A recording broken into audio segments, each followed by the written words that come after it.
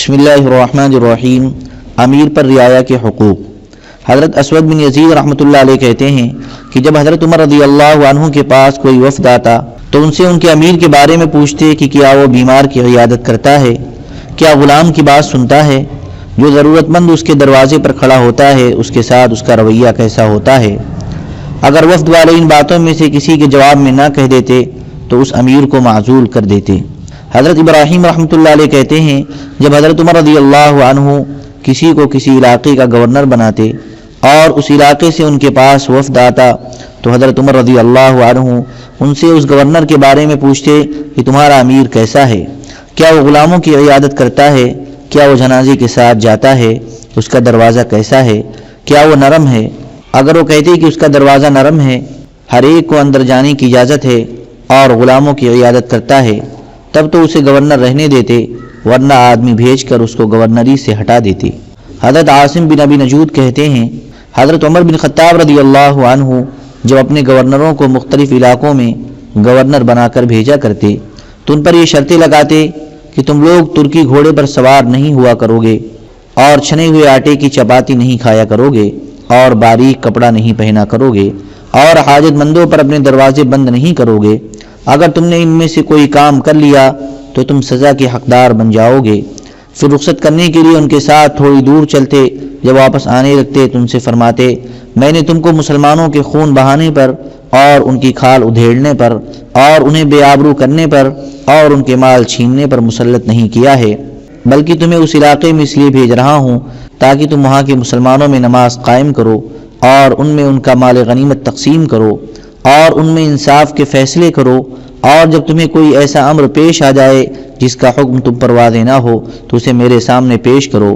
ذرا غور سے سنو، عربوں کو نہ مارنا، اس طرح تم ان کو ذلیل کر دو گے، اور ان کو اسلامی بارڈر پر جمع کر کے وطن واپسی سے نہ روکنا، اس طرح تم ان کو فتنے میں ڈال دو گے، اور ان کے خلاف ایسے جرم کا دعویٰ نہ کرنا جو انہوں نے نہ کیا ہو، اس طرح تم ان کو محروم کر دو گے۔ اور قرآن کو حدیث وغیرہ سے الگ اور ممتاز کر کے رکھنا، یعنی قرآن کے ساتھ حدیثیں نہ ملانا۔ حضرت ابو حسین سے اسی حدیث کی ہم معنی مختصر حدیث مروی ہے، اور اس میں مزید مضمون یہ بھی ہے کہ قرآن کو الگ اور ممتاز کر کے رکھو، اور حضرت محمد صلی اللہ علیہ وسلم سے روایت کم کیا کرو، اور اس کام میں تمہارا شریک ہوں۔ اور حضرت عمر رضی اللہ عنہ اپنے گورنروں سے بدلہ دلوایا کرتے تھے، جب ان سے ان کے کسی گورنر کی شکایت کی جاتی تو اس گورنر کو اور شکایت کرنے والے کو ایک جگہ جمع کرتے اور گورنر کے سامنے شکایت سنتے۔ اگر اس گورنر کے خلاف کوئی ایسی بات ثابت ہو جاتی جس پر اس کی پکڑ لازم ہوتی تو حضرت عمر رضی اللہ عنہ اس کی پکڑ فرماتے۔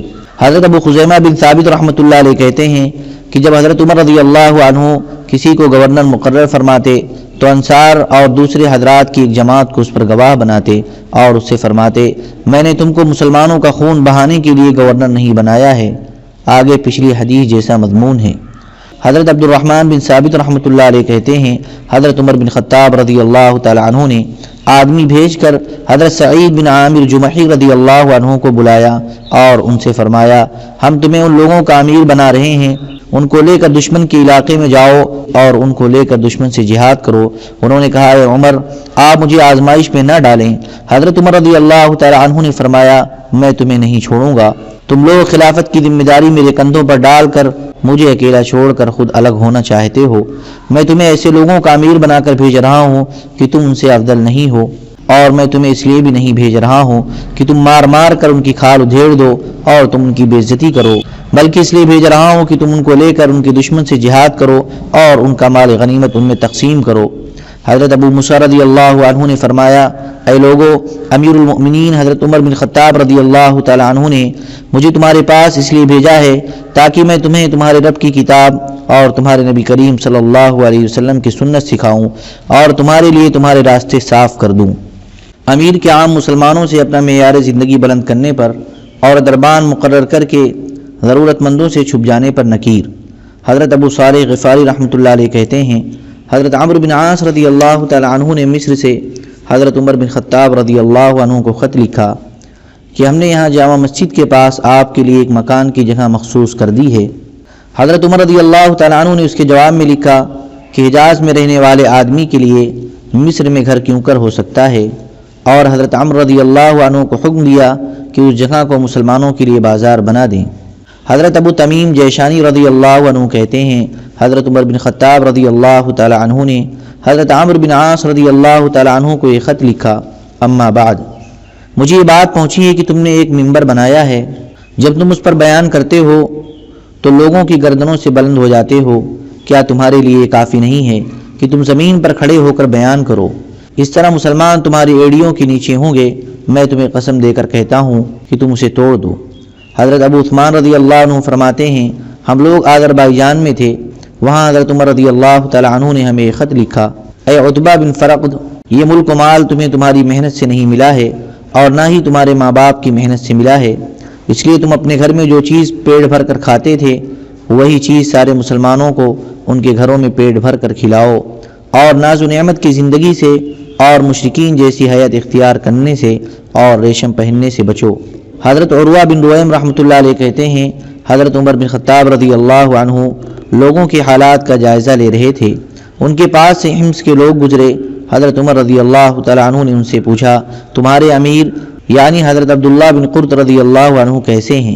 ان لوگوں نے کہا بہترین امیر ہیں، بس ایک بات ہے کہ انہوں نے ایک بالا خانہ بنا لیا ہے جس میں رہتے ہیں۔ اس پر حضرت عمر رضی اللہ تعالی عنہ نے اس امیر کو خط لکھا اور اپنا قاصد بھی ساتھ بھیجا اور اس قاصد کو حکم دیا کہ وہاں جا کر اس بالا خانے کو جلا دے۔ جب وہ قاصد وہاں پہنچا تو اس نے لکڑیاں جمع کر کے اس بالا خانے کے دروازے کو آگ لگا دی۔ جب یہ بات اس امیر کو بتائی گئی تو اس نے کہا اسے کچھ مت کہو، یہ امیر المؤمنین کا بھیجا ہوا قاصد ہے۔ پھر اس قاصد نے ان کو حضرت عمر رضی اللہ تعالیٰ عنہ کا خط دیا، وہ خط پڑھتے ہی سوار ہو کر حضرت عمر رضی اللہ تعالیٰ عنہ کی طرف چل دیے۔ جب حضرت عمر رضی اللہ تعالیٰ عنہ نے ان کو دیکھا تو ان سے فرمایا مدینہ سے باہر پتھریلے میدان حرہ میں میرے پاس پہنچ جاؤ۔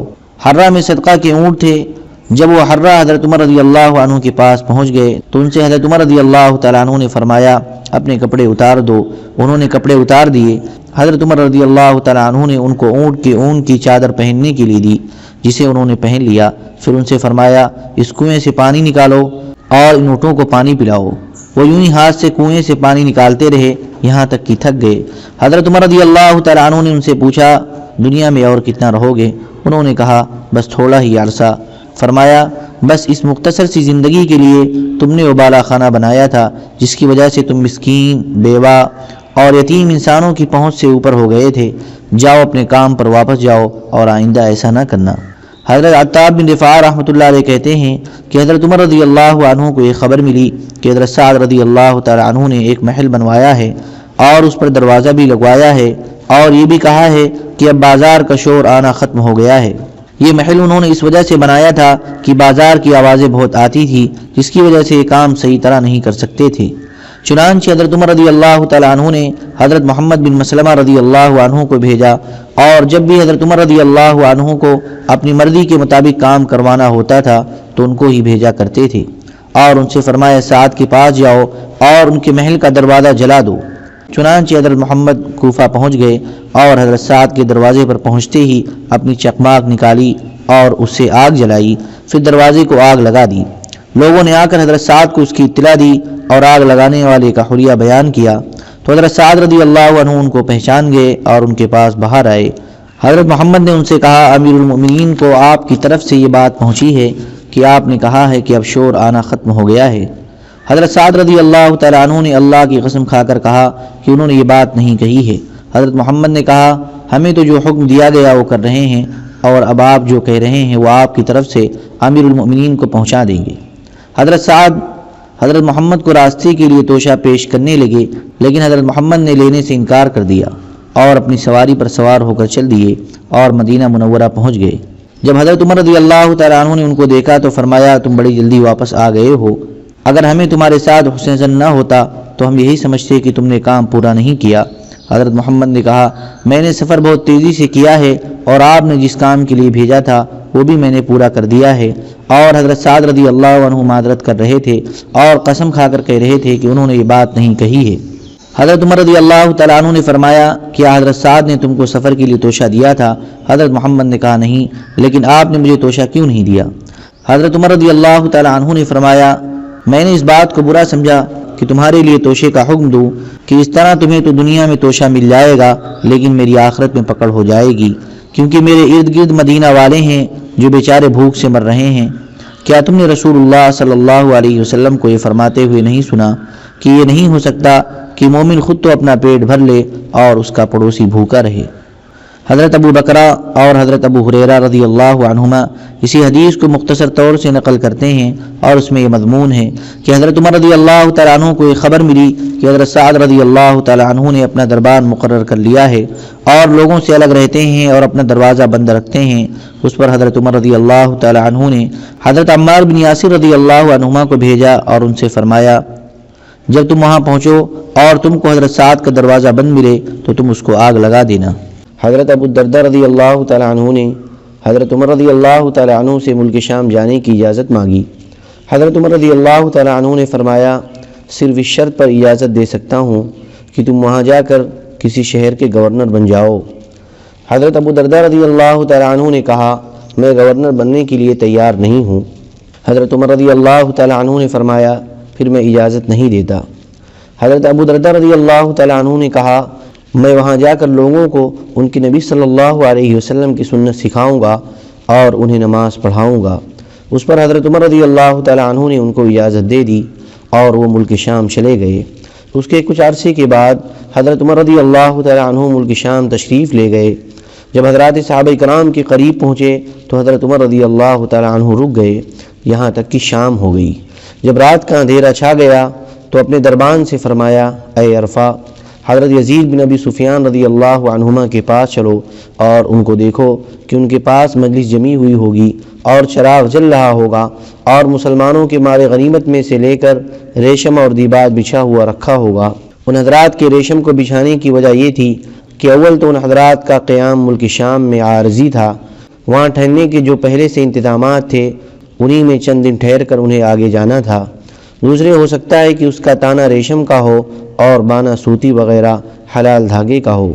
تیسرے اگر وہ مکمل ریشم ہی کا تھا تو بعض صحابہ کرام رضی اللہ عنہم اجمعین ریشم کے بچھانے کو جائز سمجھتے تھے، البتہ ریشم کے پہننے کے حرام ہونے میں کوئی اختلاف نہیں تھا۔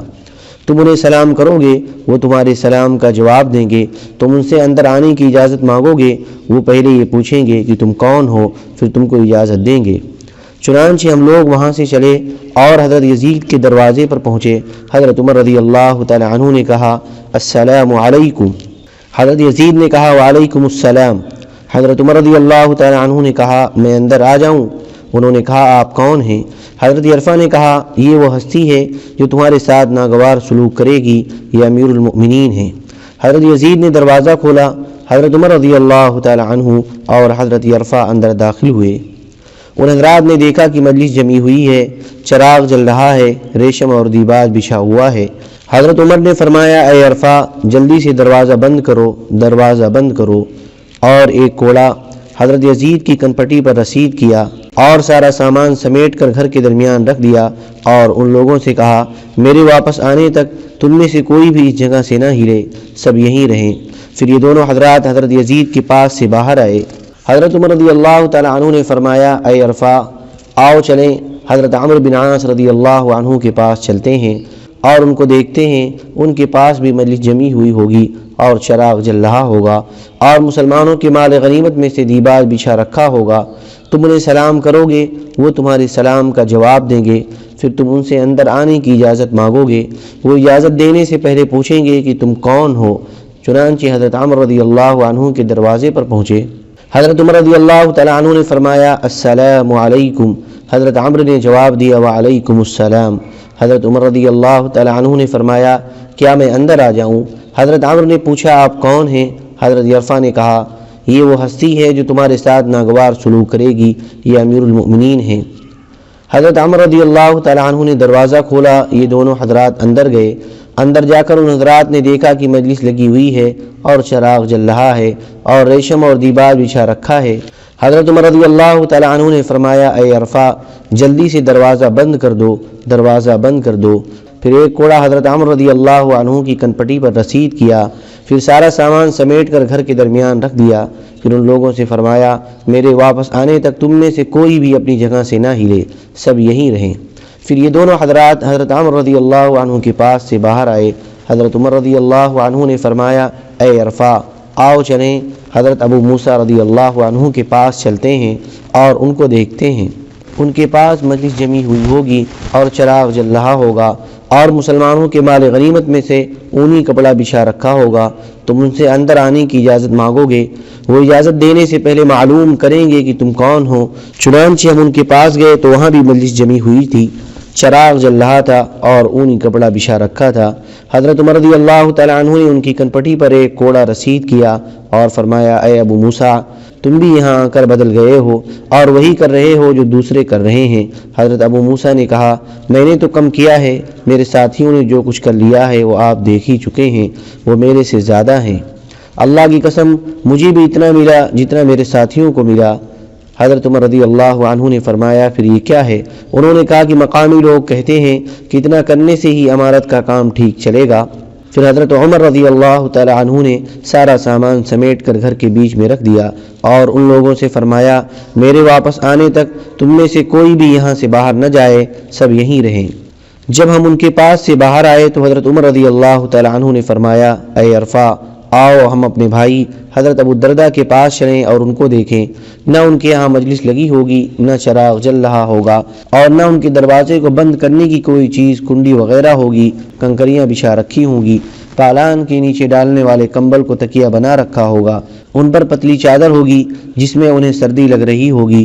تم انہیں سلام کرو گے، وہ تمہارے سلام کا جواب دیں گے، پھر تم ان سے اندر آنے کی اجازت مانگو گے، وہ یہ معلوم کیے بغیر ہی تم کو اجازت دے دیں گے کہ تم کون ہو۔ چنانچہ ہم دونوں چلے، یہاں تک کہ حضرت ابو الدرداء رضی اللہ عنہ کے دروازے پر پہنچ کر حضرت عمر رضی اللہ عنہ نے فرمایا السلام علیکم۔ حضرت ابو الدرداء رضی اللہ تعالی عنہ نے کہا وعلیک السلام۔ حضرت عمر نے فرمایا کیا میں اندر آ جاؤں؟ انہوں نے کہا آ جائیں۔ حضرت عمر رضی اللہ تعالی عنہ نے دروازے کو دھکا دیا تو اس کی کنڈی نہیں تھی۔ ہم اندر گئے تو کمرے میں اندھیرا تھا۔ حضرت عمر ان کو اندھیری کی وجہ سے ٹٹولنے لگے، یہاں تک کہ ان کا ہاتھ حضرت ابو الدرداء رضی اللہ عنہ کو لگ گیا۔ پھر ان کے تکیے کو ٹٹورا تو پالان کا کمبل تھا، پھر ان کے بچھونے کو ٹٹورا تو کنکریاں تھیں، پھر ان کے اوپر کے کپڑے کو ٹٹورا تو باریک سی چادر تھی۔ حضرت ابو الدرداء نے کہا یہ کون ہے؟ کیا یہ امیر المؤمنین ہیں؟ حضرت عمر نے فرمایا ہاں۔ حضرت ابو الدرداء رضی اللہ تعالیٰ عنہ نے کہا اللہ کی قسم آپ بڑی دیر سے آئے ہیں، میں سال بھر سے آپ کا انتظار کر رہا ہوں۔ حضرت عمر نے فرمایا اللہ آپ پر رحم فرمائے، کیا میں نے آپ کے ساتھ فلاں فلاں احسان نہیں کیے؟ حضرت ابو الدرداء نے کہا اے عمر، کیا آپ کو وہ حدیث یاد نہیں ہے جو حضور صلی اللہ علیہ وسلم نے ہم سے بیان کی تھی؟ حضرت عمر نے پوچھا کون سی حدیث؟ انہوں نے کہا حضور صلی اللہ علیہ وسلم نے فرمایا تھا تم میں سے ایک آدمی کے پاس زندگی گزارنے کا اتنا سامان ہونا چاہیے جتنا سوار کے پاس سفر کا توشہ ہوتا ہے۔ حضرت عمر نے فرمایا ہاں یاد ہے۔ حضرت ابو الدرداء رضی اللہ تعالیٰ عنہ نے کہا اے عمر، حضور کے بعد ہم نے کیا کیا؟ پھر دونوں ایک دوسرے کو حضور صلی اللہ علیہ وسلم کی باتیں یاد دلا کر صبح تک روتے رہے۔ اللہم صلی علی سیدنا وعلی آل سیدنا وحبیبنا ومحبوبنا ومولانا محمد وبارک وسلم۔ سبحان ربک رب العزة عما یصفون وسلام علی المرسلین والحمد للہ رب العالمین۔